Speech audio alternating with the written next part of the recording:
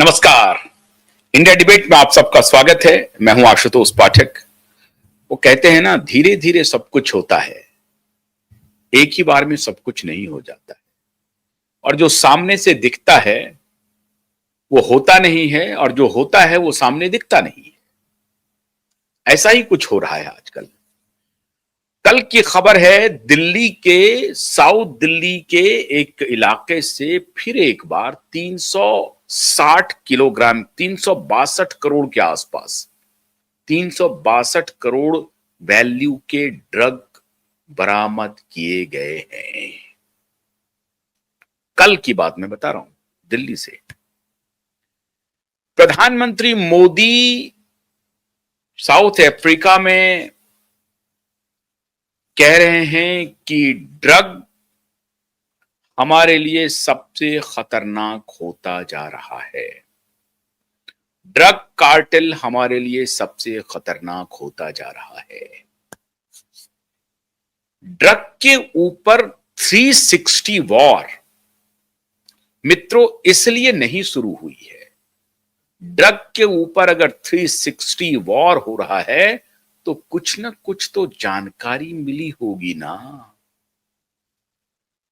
जानकारी मिली है। और आप याद कीजिए 2020 में जो इन्फोर्समेंट डायरेक्टरेट और नारकोटिक्स डिपार्टमेंट जो कुछ काम कर रही थी, उसके फाइल अब खुलने लगे हैं। और अब फिर से वो लोग सब निशाने पर आ गए हैं जो अभी तक सफेद पोश बने हुए थे। और सबसे बड़ी बात तो ये है मित्रों, 2024 में एक खिलाड़ी की एंट्री होती है, और ये सब जानते हुए कि ये मामला, ये इस दलदल में उतरना ठीक नहीं है, फिर भी वो इस दलदल में उतरते हैं क्योंकि प्लांट बहुत बड़ा है। वही खिलाड़ी जो 2020 में प्लांट हो रहा था, और ड्रग का जो एक बहुत बड़ा बाजार चल रहा है। मैं बार बार आपको अपने कई कार्यक्रम में बता चुका हूं कि ड्रग का बाजार कितना बड़ा है। कल भी मैंने बताया था, आज भी मैंने बताया है, आज फिर बता रहा हूं। जो असली जानकारी अब मेरे पास आई है कि आखिर में यकायक ये ड्रग की बात हो क्यों रही है ज्यादा, इतनी गिरफ्तारियां क्यों हो रही हैं लगातार। कल दिल्ली में, साउथ दिल्ली में पकड़ाया है, छतरपुर के इलाके में 262 करोड़ का, 13,000 करोड़ का इसके पहले पकड़ाया, 3,000 करोड़ से अधिक का गुजरात में पकड़ाया, फिर मुंबई में पकड़ाया। ये यकायक ये गतिविधि हो क्यों रही है? जो मोदी को नहीं समझे हैं वो एक बार मोदी को समझ लें। अब बहुत लोगों को यह भ्रांति है कि मैं मोदी के करीब हूं तो शायद मेरी जो मानवता के खिलाफ और समाज के खिलाफ, आम लोगों के खिलाफ जो अपराध है वो शायद छिप जाएगा, बच जाएगा।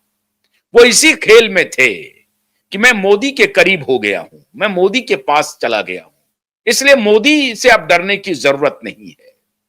लेकिन मोदी है कि हर राज उगलवा लेगा, हर राज साथ में लेकर के उगलवा लेगा, और फिर ऐसा डंडा चलेगा कि तुम्हारी 7 पुश्तें याद रखेंगी। वही कुछ होने जा रहा है मित्रों, बड़ा खेल। अब याद कीजिए कि जब 2020 में सुशांत की हत्या के बाद, दिशा की हत्या के बाद, एक एजेंसी बड़ा प्रकाश में आई थी, और वो इसलिए प्रकाश में आई थी कि समीर बानखेड़े का डंडा चला था। समीर बानखेड़े ने बहुत जबरदस्त हिट कार्रवाई की थी जब एक लड़की को उठाया था। उस लड़की का नाम है रिया चक्रवर्ती, जो अभी मीडिया की भी ब्लू आइड गर्ल है।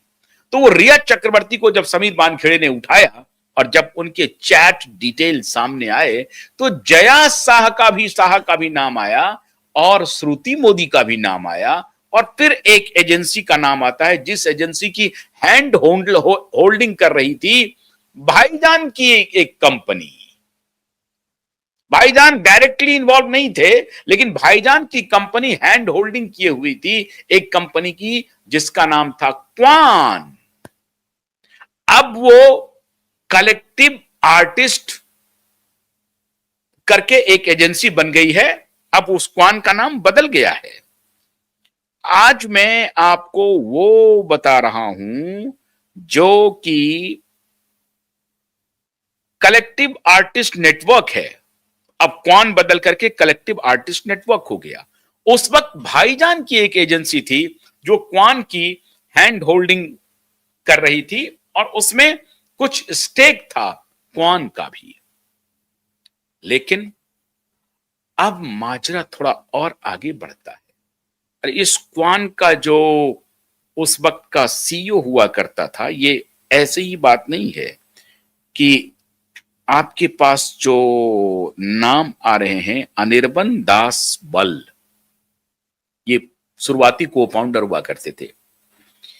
ये बलात्कार और मोलेस्टेशन के मामले में गिरफ्तार हो चुके हैं। हाँ, क्वान का बड़ा अद्भुत खेल चल रहा है। ये क्वान के को फाउंडर हुआ करते थे अनिर्बन दास बल, जो बलात्कार और मोलेस्टेशन के केस में गिरफ्तार हो चुका था। उनका नाम बड़ा सुर्खियों में आया था, उसके बाद उसको हटाया गया क्वान से। इस क्वान में इन्वेस्टमेंट था सलमान खान की कंपनी का, सलमान खान की एजेंसी का। वो सब मैं इसके ऊपर मैं डिटेल आपको वीडियो बना चुका हूं। अभी आज जो जानकारी मेरे पास आ रही है उसका क्या इनपुट है, उसको आज मैं क्यों फ्लैग कर रहा हूं। क्या इसका संबंध है, ये जो ड्रग पकड़ा रहे हैं इससे इसका क्या संबंध है, और क्यों प्रधानमंत्री ने जो जोहान्सबर्ग में कहा है कि ड्रग कार्टेल पे हमें कुठाराघात करना पड़ेगा, क्यों कह रहे हैं। और कल ही मैंने आपको बताया था कि मुंबई के लोग होशियार हो जाइए, और अब जानकारी मिल रही है कि वो सारी डिटेल फाइल इन्फोर्समेंट डायरेक्टरेट ने सीधा दिल्ली दरबार को भेज दिया है। और दिल्ली दरबार में जाकर के पता चला है कि कौन में आजकल नई नई खिलाड़ी सब जो पहुंची है उसका सारा खेल अब डाइवर्सिफाई हुआ है। अब आप थोड़ा ध्यान से हमारे शब्दों को पकड़ते जाइए। तो माननीय मोहतरमा रिया चक्रवर्ती ने एक फैशन आउटलेट का इधर उद्घाटन किया। ये जो क्वान एजेंसी है, ये क्वान पहले जो जो कलेक्टिव आर्टिस्ट नेटवर्क है CAN, ये CAN क्या करती है, ये हाई वैल्यू फैशन ब्रांड में इन्वेस्ट करती है, सोशल मीडिया इन्फ्लुएंसर में इन्वेस्ट करती है, टेक एनेबल्ड कंपनी में इन्वेस्ट करती है, और नए नए टैलेंट, म्यूजिशियन, डायरेक्टर, राइटिस्ट, इन सबको प्रमोट करने के लिए, इनको अपने साथ इंडोर्स करने के लिए, अपने साथ एसोसिएट करके, और इनको जब ये लॉन्च करते हैं फिर उससे जो कमाई होती है उसका कमीशन का पैसा इस क्वान को जाता है, जो अब क्रिएटिव आर्टिस्ट नेटवर्क हो गया है। तो पहले तो भाईजान लोग मिलकर के इस क्वान को चला रहे थे। जो को फाउंडर थे वो खुद बलात्कार और मोलेस्टेशन के आरोप में जेल की हवा खा चुके हैं, या उनका नाम बहुत आया था। अब जो नाम आ रहा है 2024 में, ये घड़ी 2020 से अब सीधे आ जाइए 2024 में। और क्यों रिया चक्रवर्ती एक कंप्लीट, जिसके बारे में हम लोग लगातार कह रहे हैं कि वो ड्रग पेडलर है। समीर बानखेड़े ने 3000 पेज के डॉक्यूमेंट सबमिट किए हुए हैं ऑलरेडी। उसके ड्रग पेडलिंग का धंधा सर्वविदित है।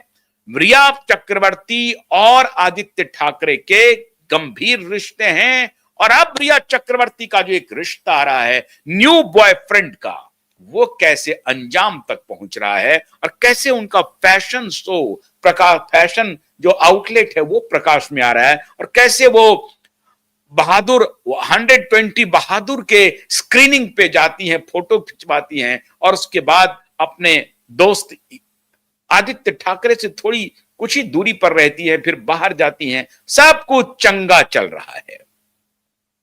लेकिन मोदी के पास जब सारा सबूत पहुंचता है ना, तो मोदी हरी झंडी दे देता है। और तब तक, जब तक कि मोदी के पास नहीं पहुंचता है, लोगों को यह लगते रहता है कि अरे मोदी तो सब कुछ जानते हैं, मोदी कुछ नहीं कर रहे हैं, मोदी कुछ नहीं कर रहे हैं, मोदी कुछ भी नहीं कर रहे हैं। नहीं नहीं नहीं नहीं नहीं नहीं, अभी जानकारी बहुत तगड़ी है, वो मैं आपको बताता हूं। आपने देखा होगा कुछ दिन पहले एक माननीय थे जिन्होंने प्रधानमंत्री मोदी का इंटरव्यू लिया था, माननीय निखिल कामत। निखिल कामत साहब का इन्वेस्ट कौन में है, कौन कमीशन का काम करती है, टैलेंट हंट